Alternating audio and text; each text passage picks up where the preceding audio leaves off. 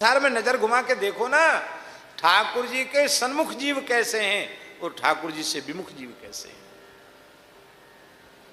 अब विचार करो कि जैसे आप बैठे हैं, मस्तक पर तिलक है, हाथ में माला झोली है, कथा सुन रहे हैं, ये जीवन ठीक है कि बैठकर ताश खेल रहे हैं अथवा उटपटांग चीज खा पी रहे हैं अथवा गालियां बक रहे हैं, वो ठीक है? क्या ठीक है? ये ठीक। संसार में विमुखों के जीवन को भी देख लो, संसार में भगवत शरणागत भक्तों का जीवन भी देख लो। अरबपति खरबपति होने पर भी अभाव की पूर्ति नहीं होती विमुख प्राणियों के, और अत्यंत निर्धन कंगाल होने के बाद भी यदि भगवान का भजन कर रहा है, हरिनाम का जप कर रहा है, वो आंख में आंसू भर के कहते, महाराज जी कुछ नहीं चाहिए, बस हरिनाम में हमारा प्रेम हो जाए, हमें इसी जीवन में भगवान मिल जाए, हमको कुछ नहीं चाहिए। तो अरबों खरबों की जायदाद होते भी जिनका पेट नहीं भर रहा है वो अच्छा है कि जिनके पास कुछ नहीं है तो भी आनंद का अनुभव कर रहे हैं, बिहारी जी की कृपा का अनुभव कर रहे हैं, उनका जीवन ठीक है। एक कड़िया भगत था,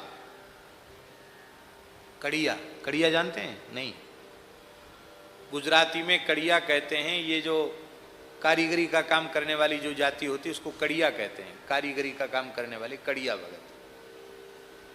बहुत गरीब आदमी था,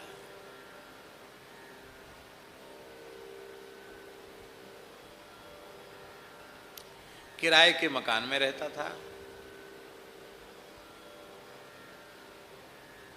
और काम बहुत अच्छा जानता था। ये टाइल्स वगैरह, पत्थर टाइल्स वगैरह जोड़ने का काम बहुत अच्छा जानता था। तो काम कहीं मिल गया, चले गए, उससे कह देते भैया हमें जब मस्ती आएगी तो हम कीर्तन करेंगे, तो अपनी जेब में मंजीरा लेके रखते, जब भाव आता तभी काम छोड़ के श्री कृष्ण गोविंद हरे मुरारे हे नाथ नारायण बाबू ये कीर्तन शुरू कर देते।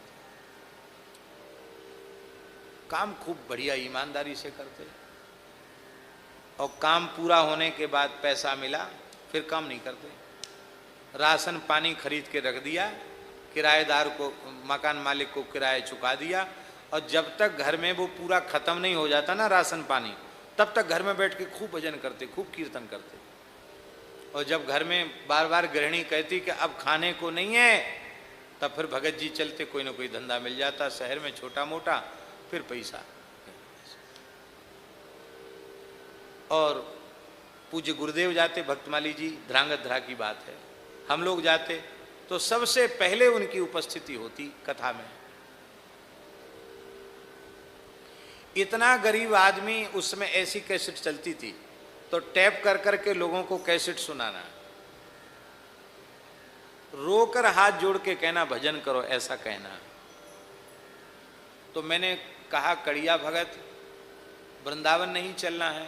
तो बोले नहीं, वृंदावन इच्छा तो खूब रहती है लेकिन अब हम गरीब आदमी हैं, योग नहीं बनता है।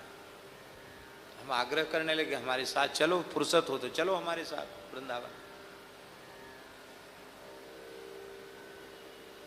तो जिनके घर में हम रुके थे उन्होंने कहा महाराज जी इतनी सामर्थ्य भी नहीं है कि आने जाने का किराया जुटा सकें, फिर भी संतों की सेवा करते थे वो। साल 2 साल में आते थे वृंदावन, धीरे धीरे उसमें पैसा इकट्ठा करते थे कि यहां साधु सेवा करेंगे। शरीर में कुछ रोग आया, बीमारी भई, इलाज के लिए भी धन नहीं था। तो एक सज्जन थे, अब उनका भी शरीर नहीं है, मणि भाई, वो कहते भाई भगत जी बहुत श्रेष्ठ भक्त हैं, इनको चलो हॉस्पिटल ले चलते हैं। बोले नहीं, दवाई तो हम खा रहे हैं पर दवाई अब फायदा नहीं कर रही, लगता है अब समय पूरा हो गया। नहीं नहीं, हॉस्पिटल चलो, हॉस्पिटल चलो, हॉस्पिटल चलो। तो उन्होंने कहा मेरी सामर्थ्य नहीं है हॉस्पिटल जाने की, अब दवाई खाने की भी सामर्थ्य नहीं, ये नहीं। तो उन्होंने कहा हम करा देते हैं। बोले हम किसी का कर्जा खा के नहीं मरेंगे।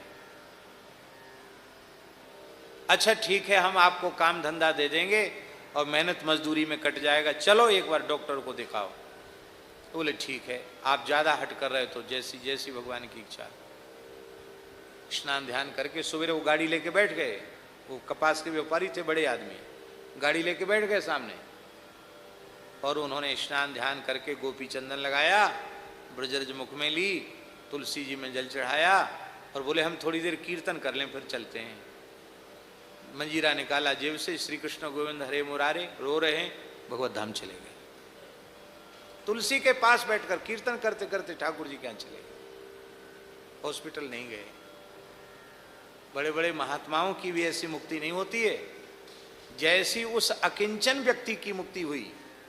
और परम श्रद्धे पूज्य श्री गोविंद दास जी महाराज ने, जिस समय वो चैतन्य कुटी के भांत पद पर विराजमान थे, उन्होंने उनके निमित्त श्रीमद् भागवत जी की कथा यहाँ करी, कड़िया भगत के निमित्त, और 7-8 दिन खूब धुआंधार साधु सेवा उसके निमित्त हुई। ऐसे लगा मानो उस अकिंचन भक्त का उत्सव स्वयं श्री कृष्ण ने मनाया हो। एक ऐसे भी लोग हैं जिनके पास अरबों खरबों की संपत्ति है, फिर भी उनका पेट नहीं भरता।